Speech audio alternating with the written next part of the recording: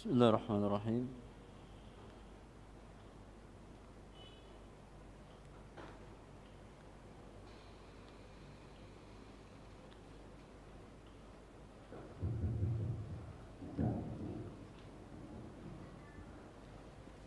بسم الله الرحمن الرحيم. السلام عليكم ورحمة الله وبركاته. إن الحمد لله نحمده ونستعينه ونستغفره ونعوذ بالله من شرور أنفسنا ومن سيئات أعمالنا. من يهده الله فلا مضل له ومن يضلل فلا هادي له. أشهد أن لا إله إلا الله وحده لا شريك له وأشهد أن محمدا عبده ورسوله لا نبي بعده. يا أيها الذين آمنوا اتقوا الله حق تقاته ولا تموتن إلا وأنتم مسلمون. يا أيها الناس اتقوا ربكم الذي خلقكم من نفس واحدة وخلق منها زوجها وبث منهما رجالا كثيرا ونساء واتقوا الله الذي تساءلون به والأرحام إن الله كان عليكم رقيبا. يا أيها الذين آمنوا اتقوا الله وقولوا قولا سديدا يصلح لكم أعمالكم ويغفر لكم ذنوبكم ومن يطع الله ورسوله فقد فاز فوزا عظيما. فإن أصدق الحديث كتاب الله وخير الهدي هدي محمد صلى الله عليه وسلم وشر الأمور محدثاتها وكل محدثة بدعة وكل بدعة ضلالة وكل ضلالة في النار. أما بعد. Ikhwani fillah, a'azakumullah, kaum muslimin yang dirahmati oleh Allah Subhanahu wa taala. Setelah kita bersyukur kepada Allah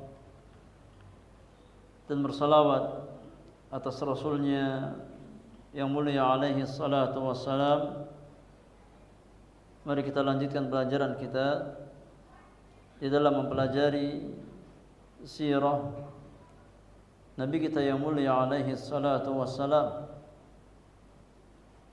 perjalanan hidup Rasul termulia, manusia termulia yang pernah Allah ciptakan di atas muka bumi, Sayyidul Anbiya, Sayyidul Mursalin, Sayyidu waladi Adam yaumal qiyamah, Nabi kita Muhammad sallallahu alaihi wasallam. Kita masih membahas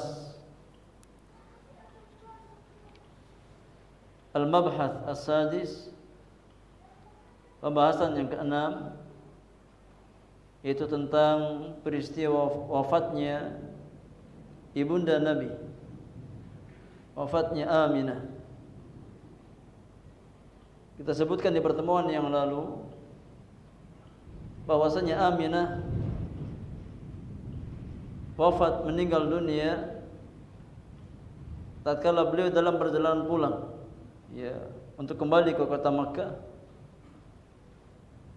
setelah berkunjung ke saudara-saudaranya di kota Madinah bersama Rasulullah sallallahu alaihi wasallam, yang saat itu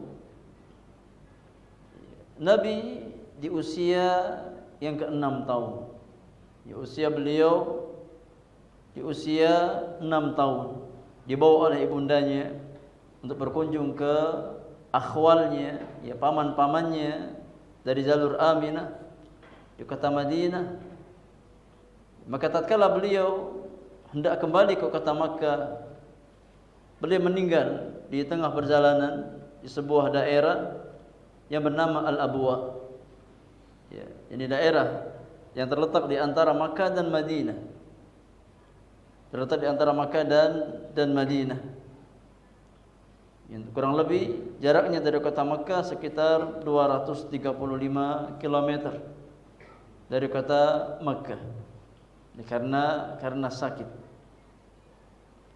Maka semenjak hari itu Rasulullah sallallahu alaihi wasallam ya dalam kondisi yatim piatu.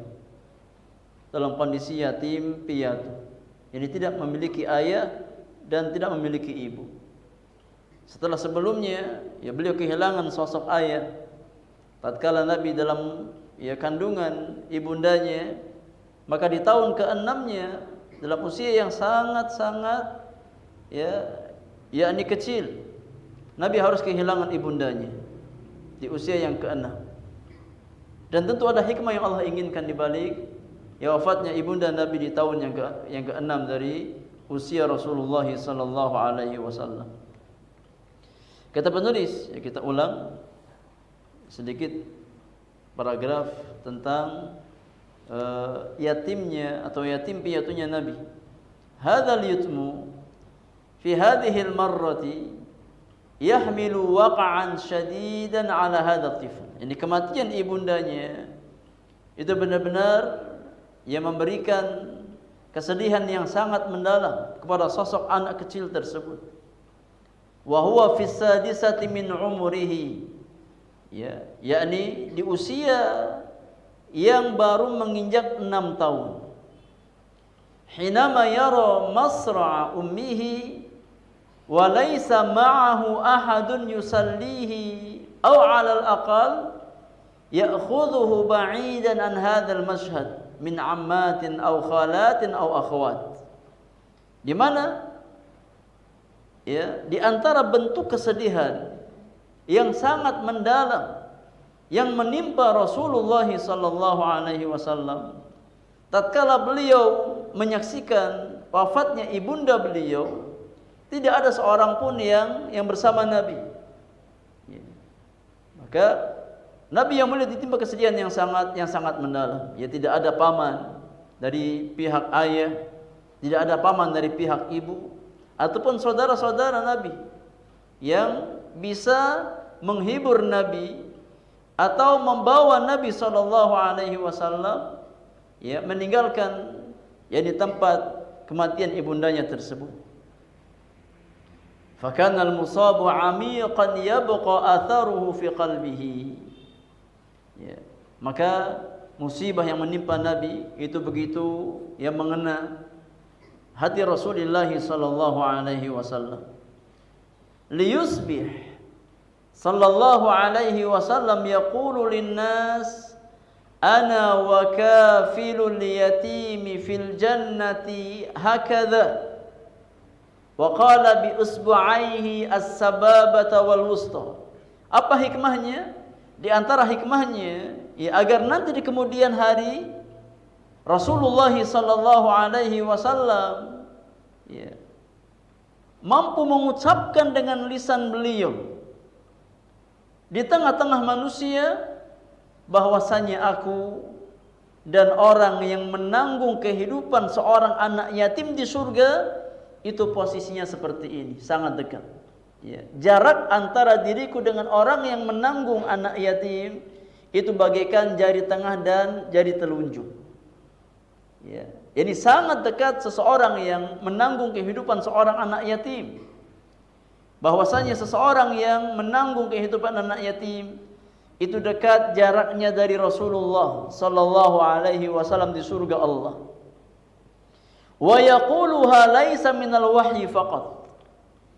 Wa innama yaquluha minal wahyi wa qad wa'a ma'naha bitajribati. Dan Nabi sallallahu alaihi wasallam tatkala mengungkapkan ungkapan tersebut, tatkala beliau menjelaskan kedudukan orang yang menanggung anak yatim sangat dekat dengan beliau, maka Nabi bukan hanya sebatas menjelaskan dengan lisan. Ya, bukan hanya sebatas menyampaikan secara teori lisan, tapi Nabi adalah pelaku sejarah. Ya. Memang seseorang yang di masa kecil sudah dalam kondisi seorang diri, menjadi seorang anak yatim. Ya. Sebelum kelahiran beliau, kehilangan orang tuanya, kehilangan ayahnya. Di usia yang ke-6 kehilangan ibundanya.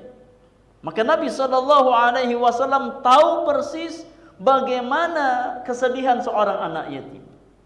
Maka orang yang berusaha membahagiakan seorang anak yatim, itu akan diangkat derajatnya di hadapan Allah Subhanahu wa taala. Bahkan didekatkan tempat duduknya dengan Rasulullah sallallahu alaihi wasallam. Wa ya'ti rajulun ila Rasulillah sallallahu alaihi wasallam yashku ilaihi qaswata qalbihi.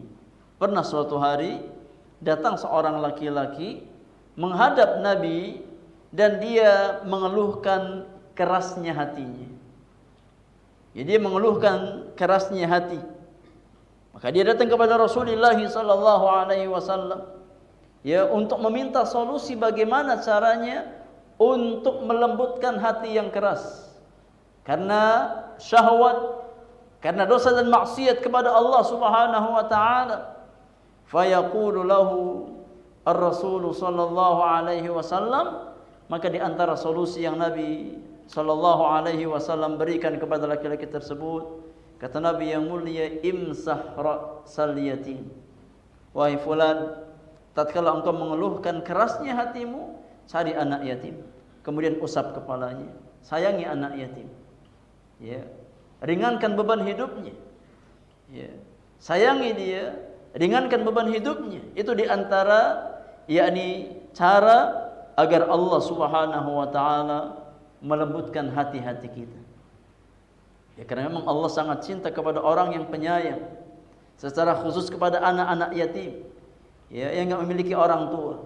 Mereka butuh perhatian, butuh kasih sayang kaum muslimin, butuh dukungan kaum muslimin.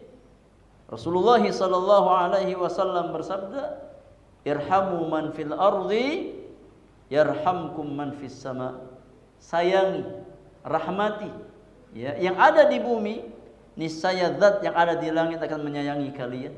Tatkala kita bersikap rahmat, bersikap lemah lembut, kasih sayang terhadap yang di bumi, maka Allah Subhanahu wa taala yang di langit akan menyayangi kita. Ma qimatu mashi ra'sil yatim? Apa nilai dari mengusap kepala seorang anak yatim? Apa nilai mengusap kepala anak yatim? Sehingga Rasulullah sallallahu alaihi wasallam memerintahkan orang yang hatinya keras untuk mencari anak yatim, mengusap kepalanya. Inna laha atharan kabiran ala hadzal yatim hinama yajid zumala'ahu minal atfal lahum aba'un yahtadinunahum wa huwa la yajidu man yurahhib bihi wa la yajidu man ya'tani bihi. Yakni sebatas atau sekedar mengusap kepala anak yatim memiliki dampak yang sangat besar terhadap psikologi sang anak tersebut. Jangan kita remehkan. Meskipun hanya sebatas mengusap kepala seorang anak yatim. Yang pertama dari sisi fadilah, bahwasannya mengusap kepala anak yatim bisa melembutkan hati yang keras. Dari sisi sang anak tersebut, bahwasannya tatkala seseorang mengusap kepala anak yatim, maka dia akan merasakan bahwasannya ternyata ada orang yang perhatian dengan dirinya. Tatkala dia melihat teman-temannya yang sebaya, dia melihat ada ayahnya, ada ibunya, ada orang yang memperhatikan dirinya. Sedangkan di sisi yang lain dia tidak memiliki kedua orang tua.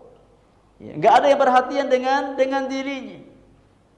Fayatil haditsun nabawiyyu yusi bil yatim alladhi yahtaju ila riayatil mujtama' wa ihtimamihi, maka datanglah hadis Nabi memerintahkan orang-orang beriman untuk memperhatikan anak yatim, memerintahkan masyarakat kaum muslimin ya untuk memperhatikan anak yatim. Jangan biarkan mereka hidup dengan kesedihannya. Ya bantu, ya ringankan beban mereka. Apa yang bisa kita bantu maka bantu. Ya. Wa wasiyatuhu laisat wahyan fahasbu. Kama qultu. Wa innama wahyun talaqahu min rabbih wa adraka ma'nahu aidan min tajribatin 'ashaha ar-rasul sallallahu alaihi wasallam. Kata penulis ya, yakni wasiat Nabi kepada orang-orang beriman untuk merahmati anak yatim, untuk memuliakan anak yatim, bukan semata-mata wahyu Allah Subhanahu wa taala, tapi memang beliau ya adalah orang yang memang sangat menjiwai, sangat mengetahui betapa beratnya kehidupan seorang anak yatim. Ya, betapa sedihnya seorang anak yatim. Dari pengalaman beliau alaihi salatu wassalam tatkala harus kehilangan kedua orang tuanya di masa kecilnya. Wa hadza yudzakiru kulla muslim biyatamal muslimina fi masyariqil ardi wa magharibiha alladzina faqadu aba'ahum. Maka peristiwa ini ya atau pelajaran ini memberikan faidah kepada setiap muslim untuk memperhatikan ya yakni anak-anak yatim di antara kaum muslimin, baik di timur ataupun di barat, yang mereka kehilangan bapak-bapak mereka, kehilangan orang tua mereka. Minhum at-tiflur radhi', ya sebagian anak-anak yatim kaum muslimin itu ada yang harus kehilangan orang tuanya tatkala masih ya dalam usia persusuan. Ya. Jadi masih di bawah 2 tahun harus kehilangan ayahnya sehingga dia menjadi seorang anak yatim. Was-saghirul ladzi la yajid kisaan wala ma'wan wala ma'kalan wala mashraban. Ya, sebagian lagi ya mungkin anak-anak kecil di bawah 5 tahun atau sebelum baligh harus kehilangan ayahnya, harus kehilangan sosok ayah ya, sehingga tidak mendapatkan yakni pakaian, tempat tinggal yang layak, tidak mendapatkan suplai makanan dan minuman yang layak. Karena enggak punya orang tua, enggak punya ayah. Waqad aqbala a'da'ul islami 'alaihim, dan hal ini justru menjadi perhatian musuh-musuh Islam. Ya. Keberadaan anak-anak yatim yang ditelantarkan oleh kaum muslimin justru menjadi kesempatan bagi musuh-musuh Islam. Liyatawallau kafalatahum wa min thamma tahwiluhum an dinihim. Ya, maka di antara strategi ya musuh-musuh Islam adalah mencari anak-anak yatim kaum muslimin. Ya, untuk mereka apa? Mereka asuh. Ya, mereka penuhi kebutuhannya, kemudian berusaha untuk merubah agamanya. Memurtadkan anak-anak kaum muslimin dari agama mereka. Ya, maka ini perkara yang sangat menyedihkan. Ya, fenomena yang sangat menyedihkan tatkala banyak di antara kaum muslimin yang tidak memperhatikan anak-anak yatim kaum muslimin. Justru yang ada musuh-musuh Islam yang mengambil kesempatan tersebut. Ya, padahal kita pernah mendengar hadis Rasulullah sallallahu alaihi wasallam tentang keutamaan yakni menghidupi seorang anak yatim. Tentang keutamaan membantu anak yatim, menanggung kehidupan anak yatim. Ya. Namun terkadang apa yang kita dapatkan hanya sebatas teori yang terlintas dalam yakni pendengaran kita. Justru yang bersemangat adalah musuh-musuh Islam untuk mencari anak-anak kaum muslimin, ya, Untuk mereka biayai, kemudian dirubah agamanya. Ya, dikeluarkan dari iman dan Islamnya. Wa min wasiyatir Rasul sallallahu alaihi wasallam tilka natadzakkar haula'i bahthan an tilka darajah ar-rafi'ah allati wa'adaha ar-Rasul sallallahu alaihi wasallam likafilil yatim.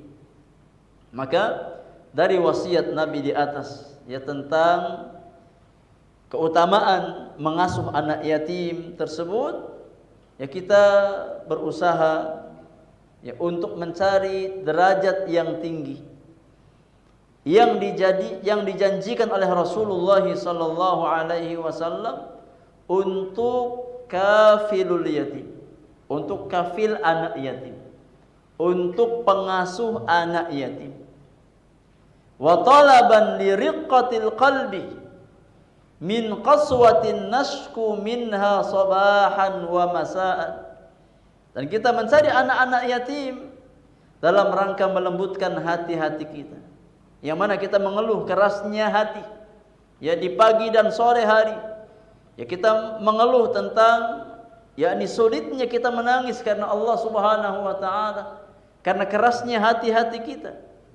Maka cari anak-anak yatim, ya, bantu mereka untuk melembutkan hati-hati kita.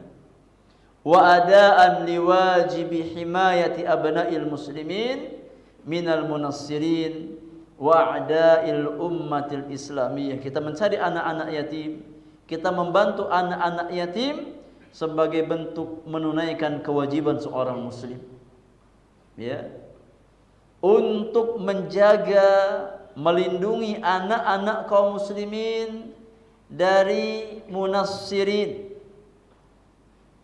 ya, dari orang-orang yang berusaha untuk memurtadkan anak-anak kaum muslimin, ya, mengeluarkan mereka dari agama-agama mereka, dari musuh-musuh Islam.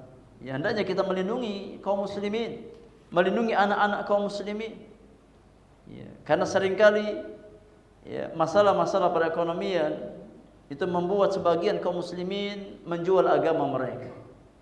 Ya, maka seorang muslim yang diberikan kelapangan rezeki oleh Allah Subhanahu wa taala hendaknya berusaha untuk menutup pintu keburukan tersebut. Ya, jangan sampai kita melihat saudara kita yang menggadaikan agamanya, menjual akidahnya hanya demi mendapatkan bagian dari dunia yang sangat hina. Nah, itu di antara pelajaran yang bisa kita ambil dari yatimnya Rasulullah sallallahu alaihi wasallam. Kemudian al-mabhath as-sabi, pembahasan yang ketujuh, Muhammadun sallallahu alaihi wasallam fi kafalati jaddihi Abdul Muttalib wa ammihi Abi Thalib. Ya, setelah wafatnya ibunda beliau Aminah, maka Nabi sallallahu alaihi wasallam berpindah ya pengasuhan kepada kakeknya Abdul Muttalib.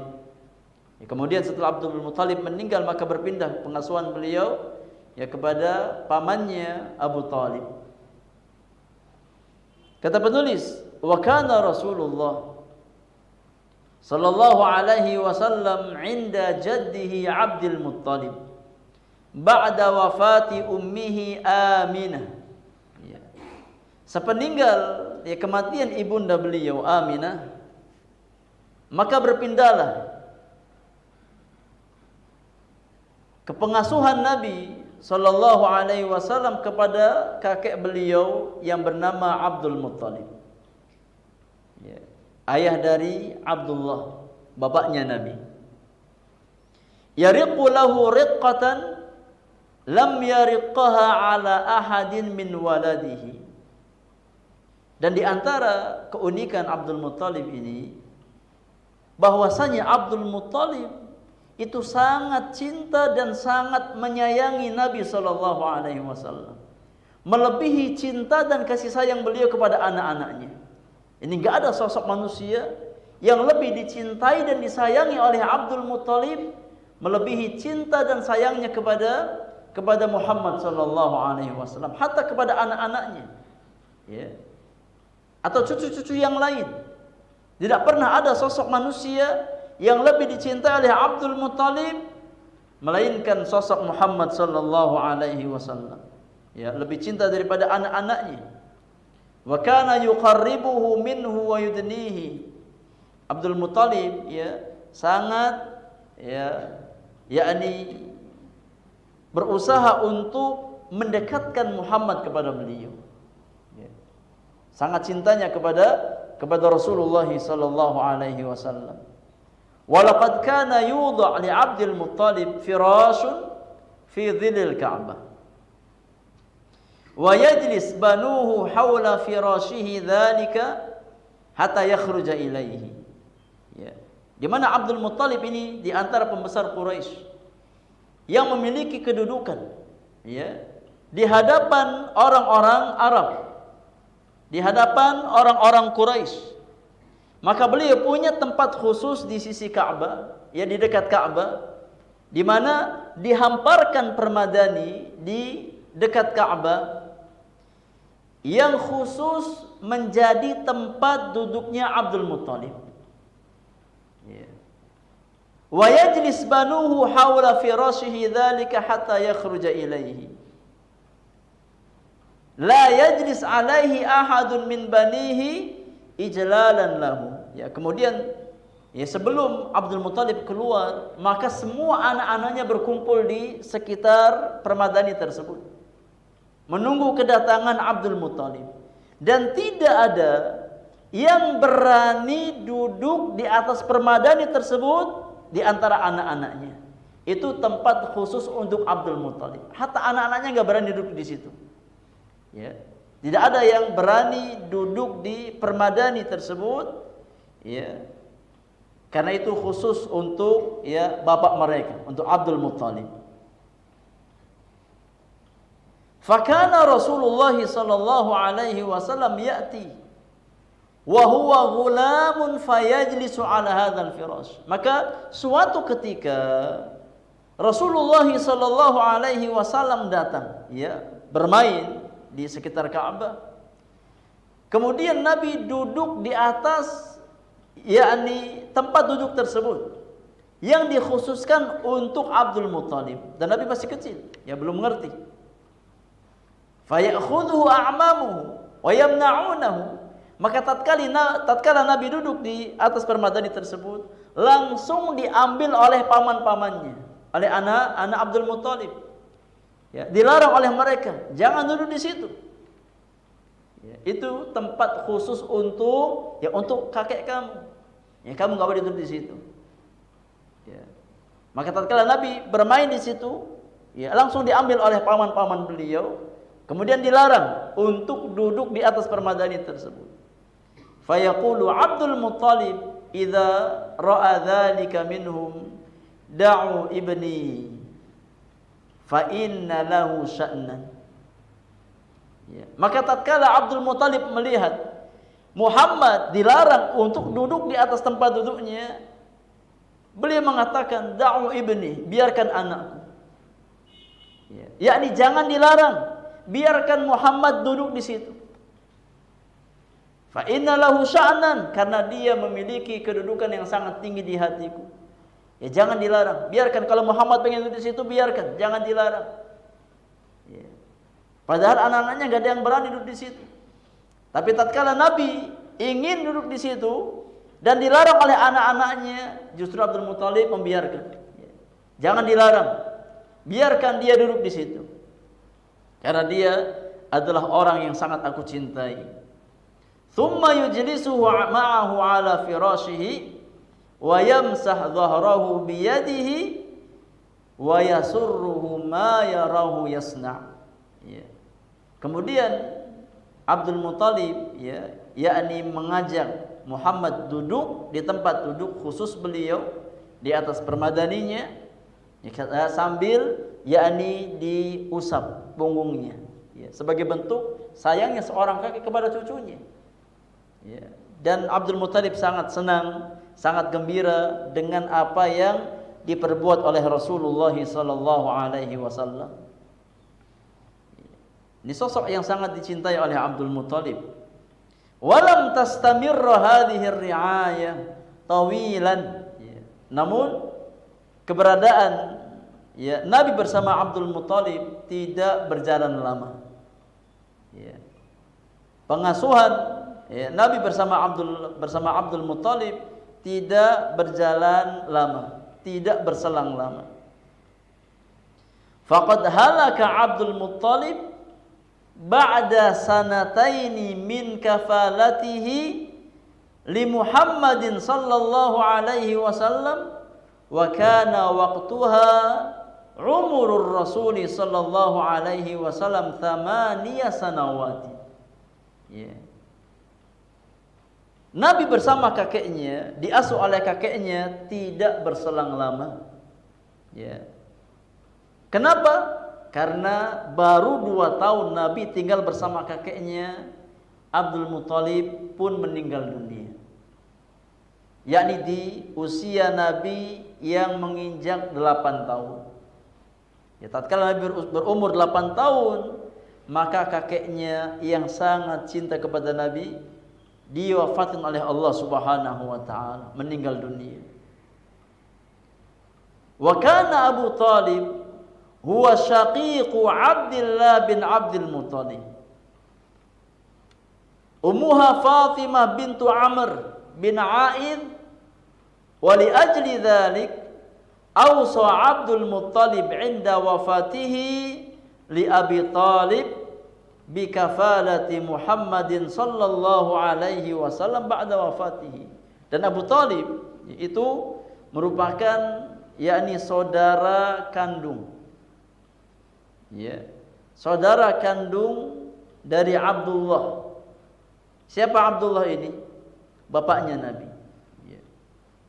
Abu Talib itu syaqiq, yakni saudara kandung, saudara sebapak dan seibu, dari ayahnya Nabi. Itu anaknya Abdul Muttalib, dan ibunya bernama Fatimah bintu Amr bin A'id. Jadi keduanya memiliki orang tua yang sama, bapaknya sama, ibunya sama. Oleh karena itu Abdul Muttalib berwasiat, sebelum beliau meninggal dunia, berwasiat kepada anaknya Abu Talib untuk mengasuh Muhammad. Ini mengasuh keponakannya, mengasuh keponakannya, anak saudaranya. Ini anaknya Abdullah.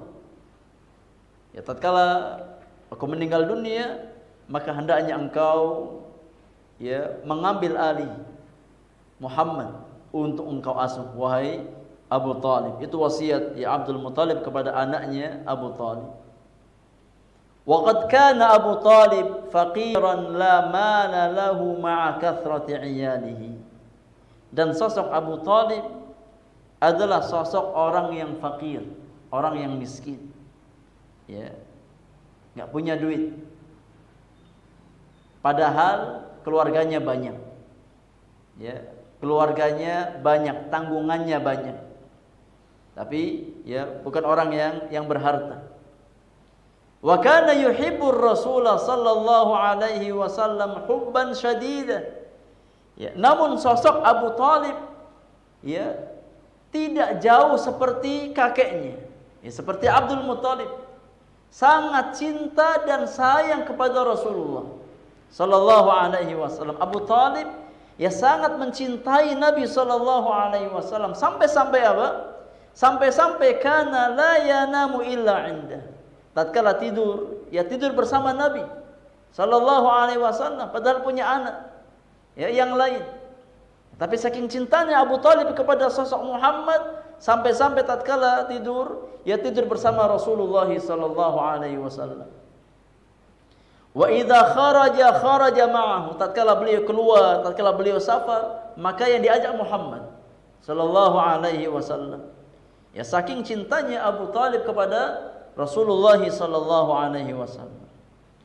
Wa sayati hadithun wa ta'liq haula hadhihi al-kafalah allati qama biha Abu Talib badilan qusara juhdihi fi tarbiyatihi sallallahu alaihi wasallam saghiran wa nusratihi kabiran mudawiman 'alaiha akthar min 40 sanatan fi muwajahati qaumihi fi Makkah hatta wafatihi fi sanatil 'ashirati minal bi'atsah. Kata penulis, dan insyaallah akan datang secara khusus ya, yakni pembicaraan tentang bagaimana Abu Talib berusaha untuk mengasuh Nabi dengan segenap kemampuan yang beliau miliki, ya, mendidik Nabi sallallahu alaihi wasallam ya di waktu kecil.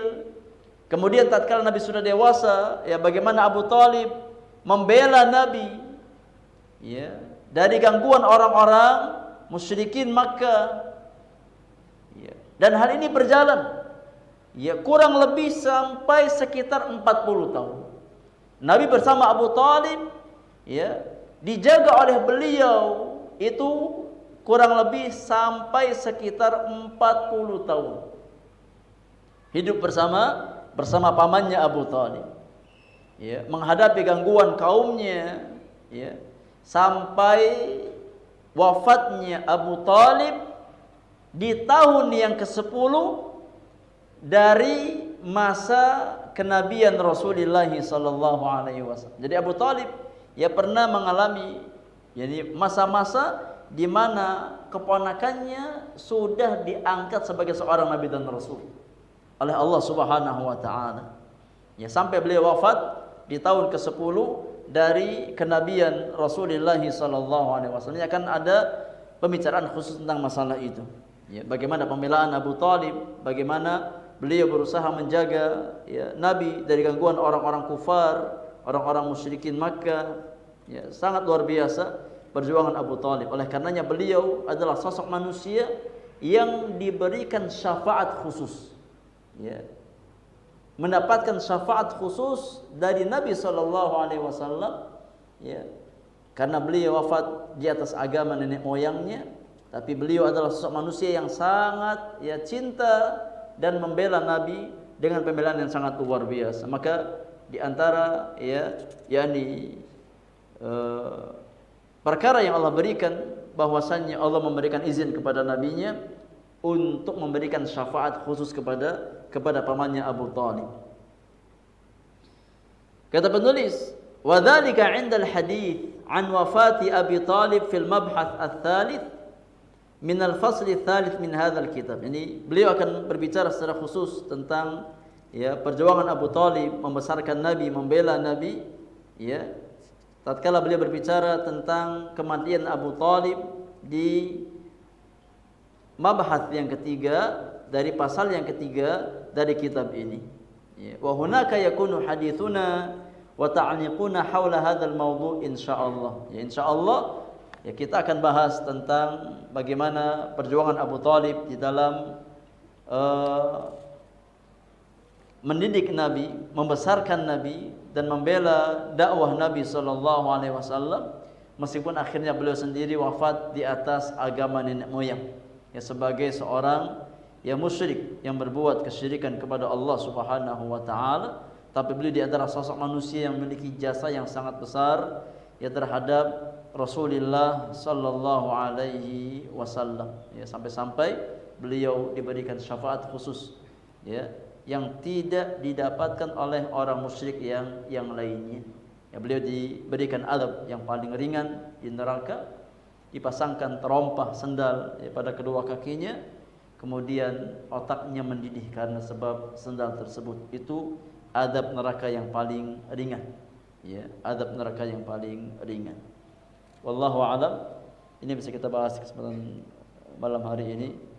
InsyaAllah poin berikutnya kita bahas di pertemuan yang akan datang. Wa sallallahu ala nabiyyina Muhammadin wa alihi wa ashabihi ajma'in. Subhanakallahumma wa bihamdika asyhadu an la ilaha illa anta astaghfiruka wa atubu ilaik. Assalamualaikum warahmatullahi wabarakatuh.